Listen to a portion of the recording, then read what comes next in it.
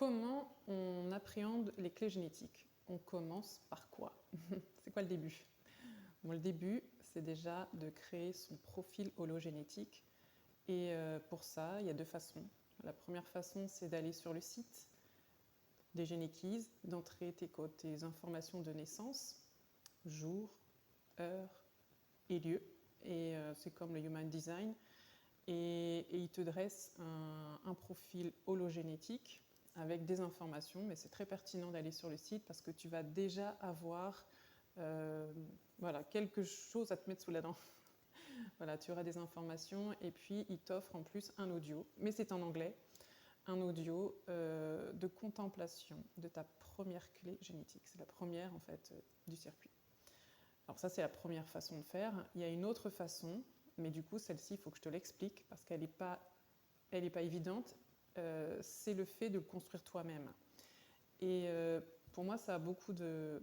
C'est très important de savoir comment le construire soi-même parce que j'utilise ce modèle, mais avec des calculs différents. Ça veut dire que je crée plusieurs profils en fonction en fonction des modes de calcul et ça me donne plus de choix finalement, plutôt que me contenter de ce qui est sur le site. C'est ma façon de faire et je pense que je vous expliquerai tout ça. Ça fera l'objet, j'imagine, des vidéos qui vont suivre. Alors, on va faire simple pour commencer. On va commencer par aller sur le site des GeneKeys. Donc là, c'est très simple. Hein. Tu vas juste chercher GeneKeys et tu vas trouver le profil hologénétique que tu peux créer gratuitement. Alors, quand tu vas créer ce profil, tu vas trouver un schéma qui est loin d'être évident. Donc, c'est un schéma sous forme de sphère. Il y en a 11 sur le schéma.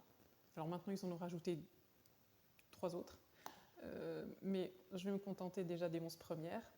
Et ces 11 sphères portent chacune 2 numéros. Donc le premier, ça correspond au numéro des clés génétiques. Il y en a 64. Et le deuxième, ça correspond à une ligne. Donc c'est un numéro de clé génétique, point, et la ligne. Et la ligne, c'est entre 1 et 6. Voilà.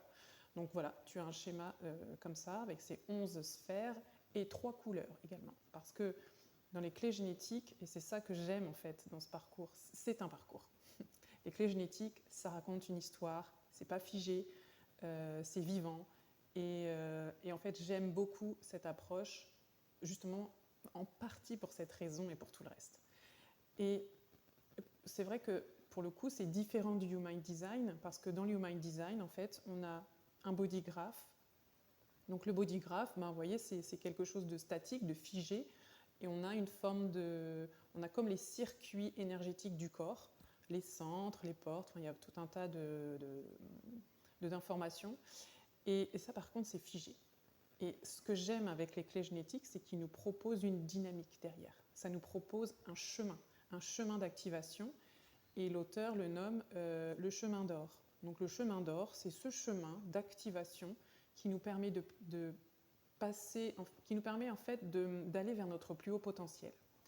Et rien que d'explorer déjà ce chemin d'or, ça nous donne beaucoup d'informations sur notre nature profonde et notre direction dans la vie. Alors, je vais commencer par vous détailler tout ça.